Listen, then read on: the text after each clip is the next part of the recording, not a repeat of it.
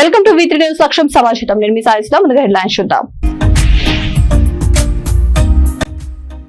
వర్గీకరణకు వ్యతిరేకంగా సుప్రీంకోర్టు ఇచ్చిన తీర్పు నిరసిస్తూ ఎస్సీ వర్గీకరణ పోరాట సమితి. మాల సోదరులు, ఉద్యోగులు, మేధావులు, విద్యార్థులు, నాయకులు మన హక్కుల కోసం పోరాటం.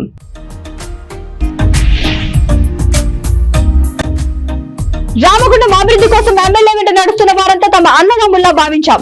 రాఖీ కట్టి సోదరులకు రక్షాబంధన్ పండుగ శుభాకాంక్షలు తెలిపిన మనాలి ఠాగూర్.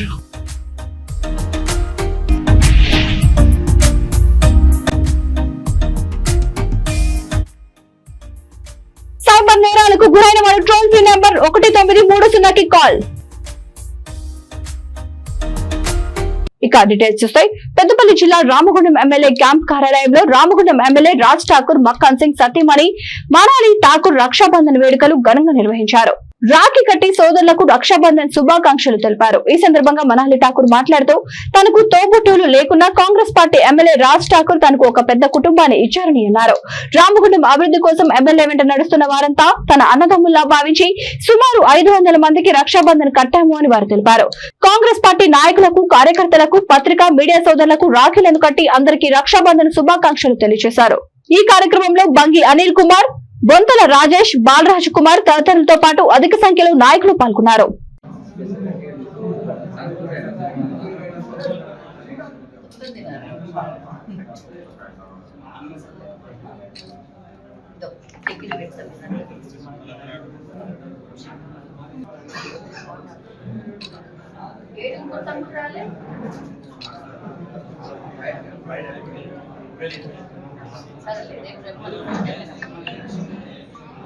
కట్టించుకోవాలి కదా, ఈ నెలంతా కట్టుకోవచ్చు.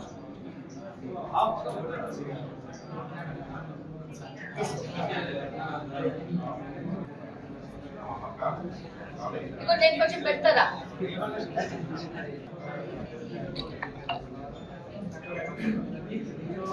రాజు రాజు అక్షింతలు తొక్కుతున్నది ఇక్కడ మొత్తము లోపలికి చేసి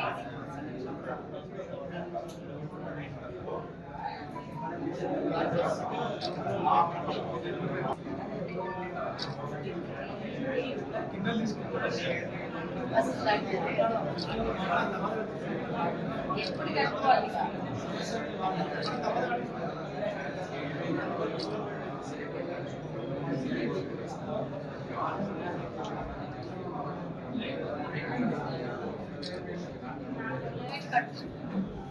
బాగా పెట్టుకుని రౌండ్ ముట్టు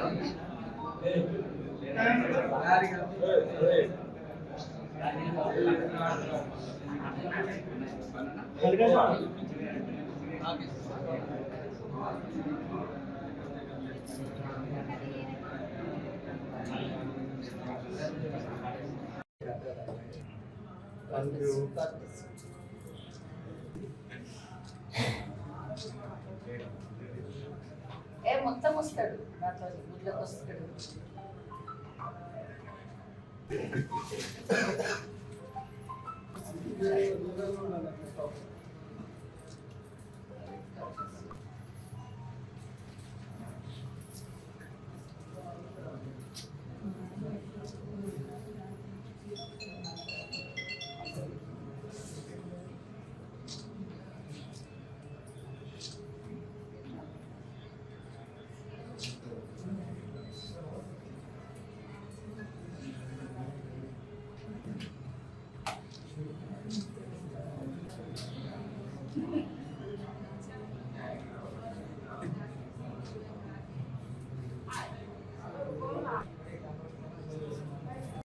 ఈరోజు మా సోదరిమణి మా మదర్ మనాలి రాజ్ ఠాకూర్ గారు ఈరోజు దాదాపుగా 500 మందికి రాఖీ కట్టి ఈరోజు రామగుండంలో చరిత్ర సృష్టించిన సంగతి ఈరోజు ఈ సందర్భంగా తెలియజేస్తూ ఉన్నాం. ఎందుకంటే ఇక్కడ ప్రజలందరికీ కూడా ఒక మదర్గా, ఒక సిస్టర్గా ఎవరికి ఏ అవసరం వచ్చినా నేనున్నానని చెప్పేసి ఎమ్మెల్యే గారు అందుబాటులో ఉన్నా లేకున్నప్పటికీ కూడా ప్రతి డివిజన్లో కొంతమంది దుర్మార్గులు ఇంతకుముందు వాళ్ళు ఇక్కడ ఉండరు, హైదరాబాద్ వెళ్తారని చెప్తే ఈరోజు పూర్తి స్థాయిలో రామగుండం నియోజకవర్గంలో ప్రతి పల్లె పల్లె, గ్రామ గ్రామం తిరిగి ఎక్కడ ఎవరికి ఏ ఇబ్బంది ఉన్నా నేనున్నానని చెప్పేసి ముందుకొస్తూ ఈరోజు పేదవాళ్ళను ఆదుకోవాలనే సంకల్పంతో ప్రతి గల్లీ గల్లీ ఊరు ఊరు తిరుగుతున్న మా సోదరి మనాలి రాజ్ ఠాకూర్ గారికి ఈరోజు రక్షాబంధన్ ఏదైతే మాకు సొంత అన్నదమ్ముల కన్నా ఈరోజు ప్రతి ఒక్కరికి రాఖీ కట్టి తన సోదరులుగా భావించి ఈరోజు ఏదైతే చేస్తూ ఉన్నదో ఈ కార్యక్రమం వారికి కాంగ్రెస్ పార్టీ పక్షాన మేమందరం కూడా కుటుంబ సభ్యుల వారికి ప్రత్యేక ధన్యవాదాలు తెలియజేస్తా ఉన్నాం. జనగాం జిల్లా దేవరుప్పల మండలం సింగరాజుపల్లి గ్రామంలో ఉన్న ఏపీజీవీబీ ఆవరణలో రైతులు తమకు రుణమాఫీ కాలేదని చేపట్టిన ధర్నాకి మద్దతుగా మాజీ మంత్రి బీఆర్ఎస్ పార్టీ పాలకుర్తి నియోజకవర్గ ఇన్ఛార్జ్ ఎర్రబెల్లి దయాకర్రావు పాల్గొన్నారు. ఈ సందర్భంగా మాజీ మంత్రి మాట్లాడుతూ రుణమాఫీ ఎగ్గొట్టి రైతులతో ఈ ప్రభుత్వం చెలగాటం ఆడుతుందని అన్నారు. మొదటగా రైతు రుణమాఫీకి 49,500 కోట్లు అవసరమని చెప్పి మళ్లీ మాట మార్చి కేబినెట్ లో 30,000 కోట్లు సరిపోతాయని చెప్పి మళ్లీ మాట మార్చి బడ్జెట్ లో కేటాయించింది అని వారు తెలిపారు. 26,000 కోట్లు మాత్రమేనని 3 విడతల వారీగా చివరగా చేసిన రుణమాఫీ కేవలం 17,000 కోట్లు మాత్రమేనని కాంగ్రెస్ ప్రభుత్వం మాటిమాటికి మాట మార్చి రైతులను మోసం చేస్తుందని అన్నారు. ప్రతి ఒక్క రైతుకి న్యాయం అయ్యే వరకు ఈ పోరాటం ఆగదని, ప్రతి ఒక్క రైతుకి రుణమాఫీ చేయాలని ప్రభుత్వాన్ని డిమాండ్ చేశారు. ఈ కార్యక్రమంలో మండల బీఆర్ఎస్ పార్టీ నాయకులు, కార్యకర్తలు, రైతులు, మహిళా రైతులు పాల్గొన్నారు.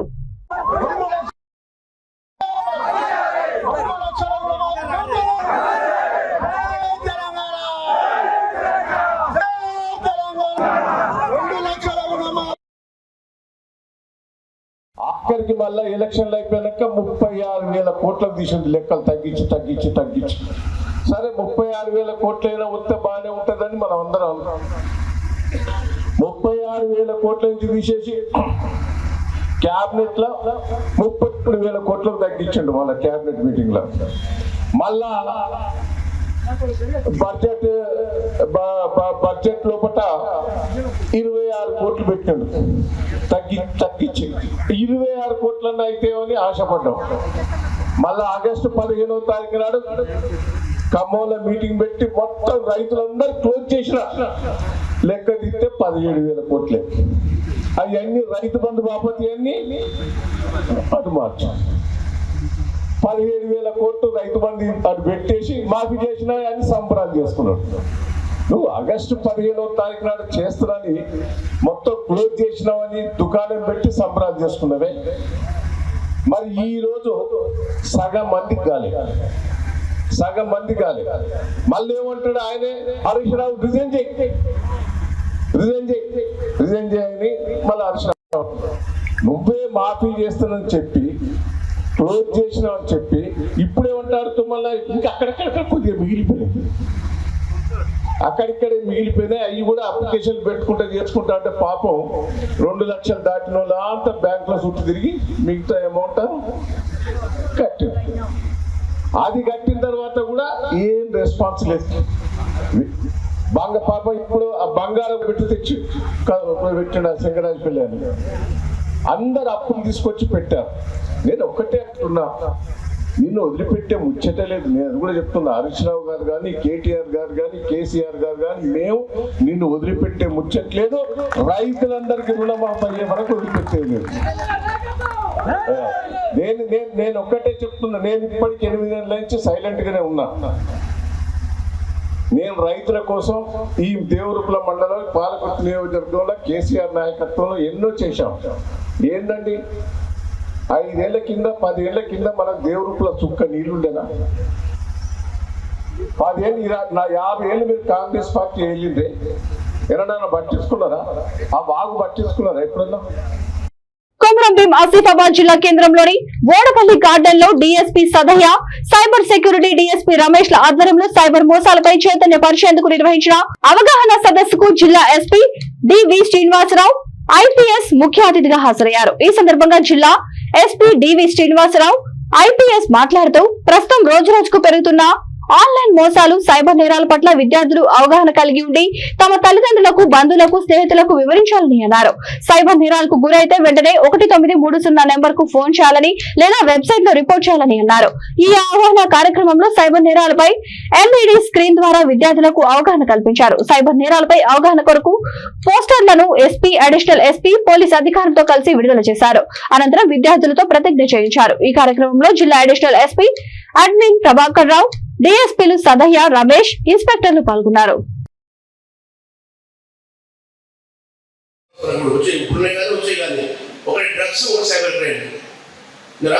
డ్రగ్స్ అండ్ సైబర్ క్రైమ్ మనకు చాలా ఇంపార్టెంట్. పూజలు దానివల్ల నేరాలు జరుగుతాయి. డ్రగ్స్ తీసుకుంటే చూస్తున్నారు ఎన్నోసార్లు జరుగుతున్నాయి. ఇవి మటర్లు మానవాళ్ళని కూడా డ్రగ్స్ వల్ల చేస్తున్నారు. డ్రగ్స్ తీసుకొని ఎన్నో నేరాలు జరుగుతున్నాయి. ఈ సైబర్ క్రైమ్తోనేమో రోడ్లన్నీ అన్ని ఆస్తులు కొట్టుకొని రోడ్డు చూపిస్తాం. ఈ రోడ్లు ఇప్పుడు చాలా ఇప్పుడు ఫ్యూచర్ అదే వీటితోనే ఉంటుంది. కాబట్టి వీటి పట్ల మనందరూ అవగాహన కలుసుకోవాలి. ఈ సైబర్ క్రైమ్ నుంచి ప్రతి ఒక్కరు అవగాహన ఉండాలి. మనకి ఇప్పటివరకు మనం జనం మీకు ఎక్కడ ఉంటుంది, ఏదైనా కేసు అయితే ఎవరు ఫోన్ చేస్తాం, ఏదైనా క్రైమ్ అయితే రోడ్డు మీద ఏ నెంబర్ ఫోన్ చేస్తాం, 100 చేస్తాం. యాక్సిడెంట్ అయితే 108 క్రైమ్ అయితే కొట్టాడైనా 100 చేస్తాం. యాక్సిడెంట్ గుర్తుపెట్టుకోవాలి. మీ ఊళ్ళో కూడా చెప్పాలి, అందరూ చెప్పాలి. ఈ చాలా సీరియస్ కేసు రాళ్ళని పెరుగుతాయి. ఇప్పటికీ 20 అంటే ఇక్కడ తెలియదు. రాజన్న సిరిసిల్ల జిల్లా గంభీరావుపేట మండలంలో భారత్ బంద్ కు అన్ని వర్గాల వారు సహకరించాలి. మండల కేంద్రంలో అంబేద్కర్ విగ్రహం వద్ద నిరసన కార్యక్రమం తెలియజేశారు. మాల మహానాడు ఆఫ్ ఇండియా జిల్లా అధ్యక్షులు దోసల చంద్రం మాట్లాడుతూ ఎస్సీ వర్గీకరణ పోరాట సమితి నాయకులు మాల్యాల రాజవీర్ పిలుపు మేరకు జిల్లాలో అన్ని దుకాణదారులు వ్యాపారస్తులు అందరూ సహకరించాలని తెలియజేశారు. వర్గీకరణకు వ్యతిరేకంగా సుప్రీంకోర్టు ఇచ్చిన తీర్పు నిరసిస్తూ ఎస్సీ వర్గీకరణ పోరాట సమితి ఆదేశాల మేరకు మాల మహానాడు ఆఫ్ ఇండియా ఇతర సంఘాలు కలుపుకొని భారత్ బంద్ కు పిలుపునిచ్చారు. మాల సోదరులు, ఉద్యోగులు, మేధావులు, అలానే విద్యార్థులు, నాయకులు మన హక్కుల కోసం పోరాటం చేయాలని దోసల చంద్రం పిలుపునిచ్చారు. ఈ సందర్భంగా వారు మాట్లాడుతూ వర్గీకరణ వద్దు, కలిసి ఉంటే ముద్దు అనే నినాదంతో దళితులంతా ఏకమై వర్గీకరణకు వ్యతిరేకంగా పోరాటం చేశారు. కేంద్ర రాష్ట్ర ప్రభుత్వాల ద్వంద్వ వైఖరి ఎండగట్టాలని, వర్గీకరణ పేరుతో రిజర్వేషన్లు ఎత్తివేయాలని కేంద్రం కుటీల రాజకీయాలు చేస్తుందని, వాటిలో భాగంగానే దళితులను విభజించి పాటించాలని, ఎట్టి పరిస్థితులను దళితులంతా ఏకతాటిపై ఉండాలని, భారత్ బంద్ కు అన్ని వర్గాల వ్యాపారులు, విద్యా సంస్థలు ప్రతి ఒక్కరూ సహకరించాలని తెలియజేయడం జరిగింది. ఈ కార్యక్రమంలో జిల్లా ప్రధాన కార్యదర్శి, అధికార ప్రతినిధి పిట్ల రఘు, గొర్రె కిషోర్, బోగన్న, రాజానర్స్ తదితరులు పాల్గొన్నారు.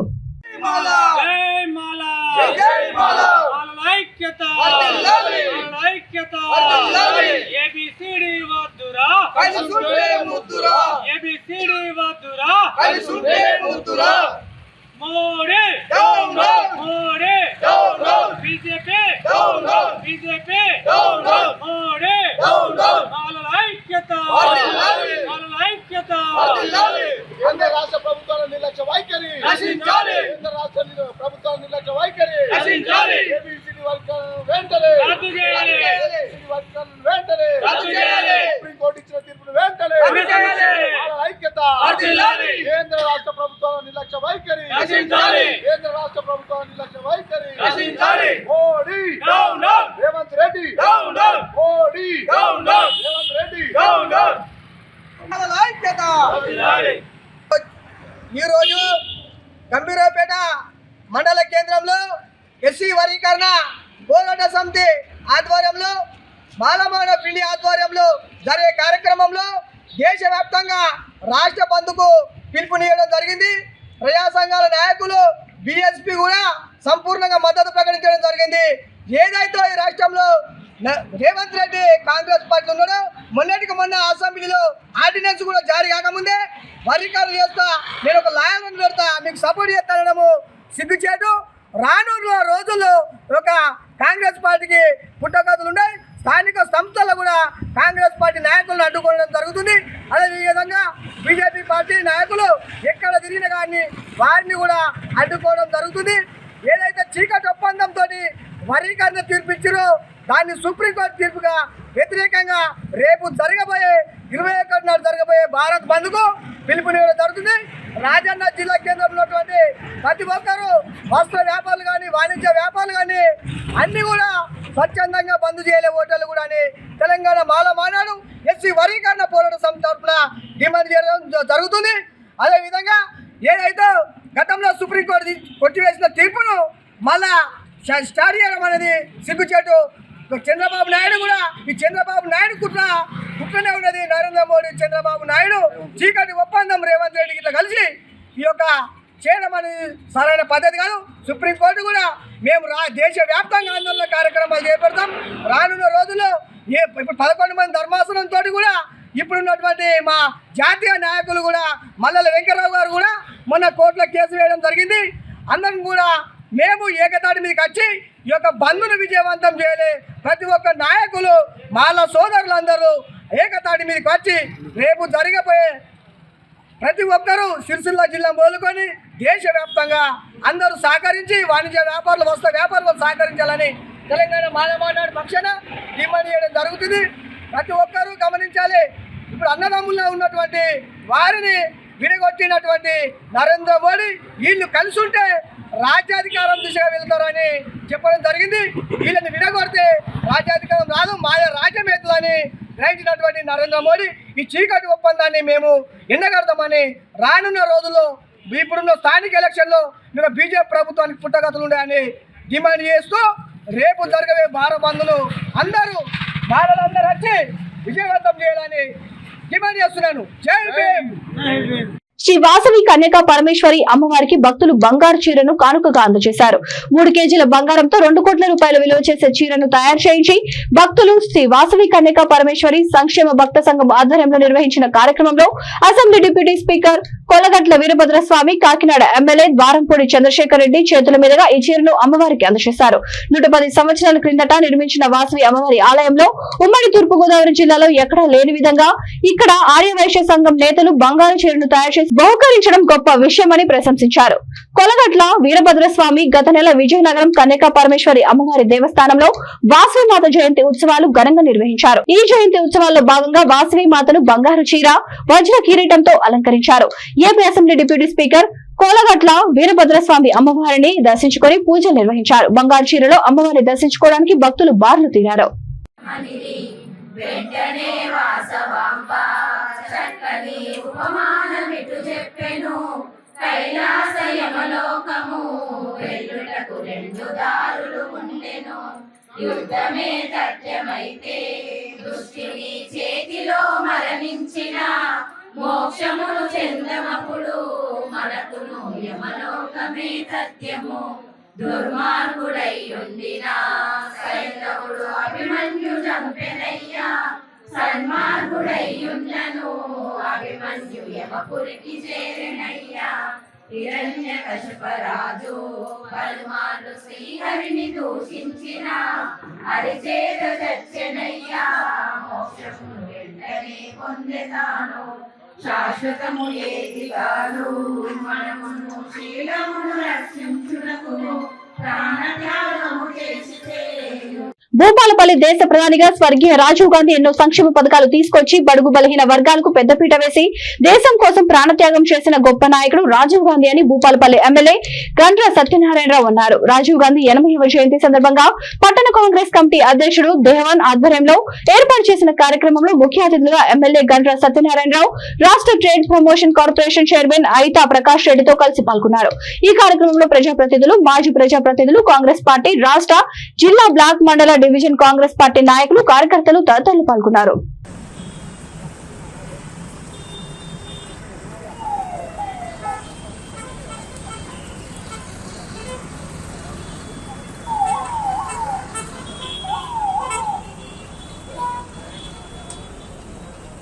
గాంధీ వస్తాడు సార్.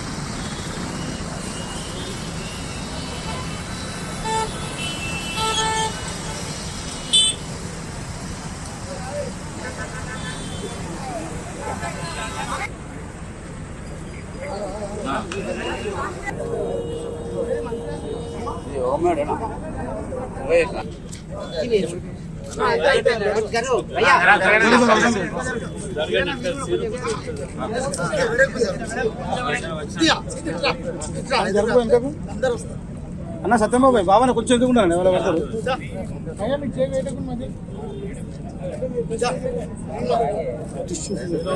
రాజీవ్ గాంధీ గారి ఆశయాలను నెరవేరుద్దాం.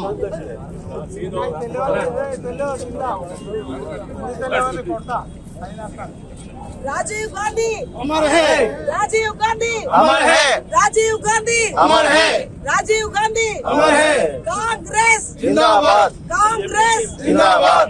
राजीव गांधी अमर है, गट्टिगा मुद्र दिखाले राजीव गांधी अमर है, राजीव गांधी अमर है. Thank you. జై కాంగ్రెస్.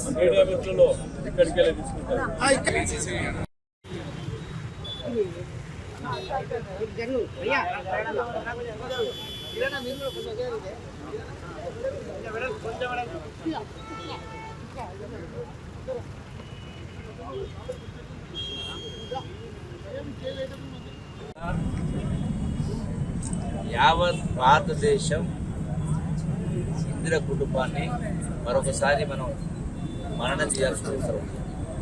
ఎందుకంటే యావత్ జాతి ప్రగతి కోసం, భారత జాతి ఐక్యంగా ఉండడం కోసం, సంఘటిత శక్తి ఉండడం కోసం వాళ్ళ ప్రాణాలనే త్యాగం చేసినటువంటి గొప్ప కుటుంబం.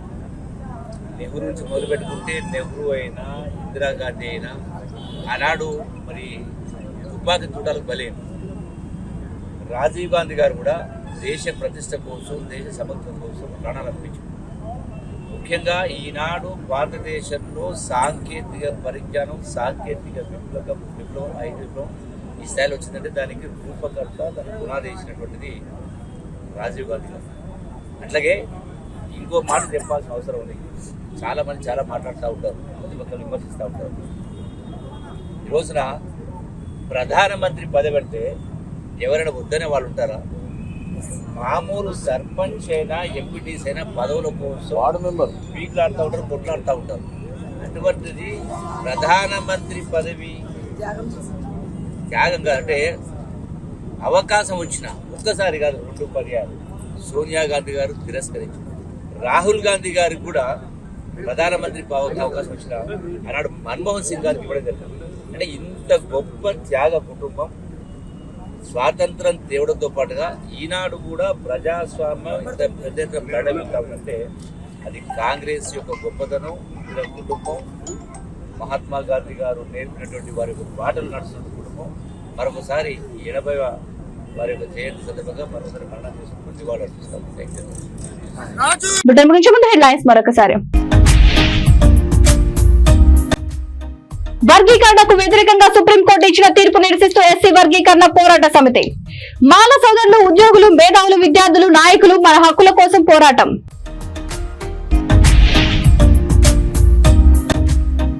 రామగుండం అభివృద్ధి కోసం ఎమ్మెల్యే వెంట నడుస్తున్న వారంతా తమ అన్నదమ్ముల్లా భావించాం.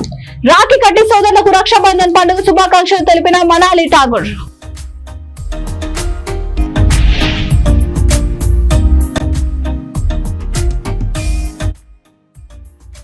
సైబర్ నేరాలకు గురైన వారు టోల్ ఫ్రీ నెంబర్ 1930కి కాల్. ఈ బిల్డింగ్ ఇంతటితో సమాప్తం. మరొక బిల్డింగ్తో మళ్ళీ కలుద్దాం. అంతవరకు చూస్తూనే ఉండండి V3 న్యూస్. లక్ష్యం సమాజహితం.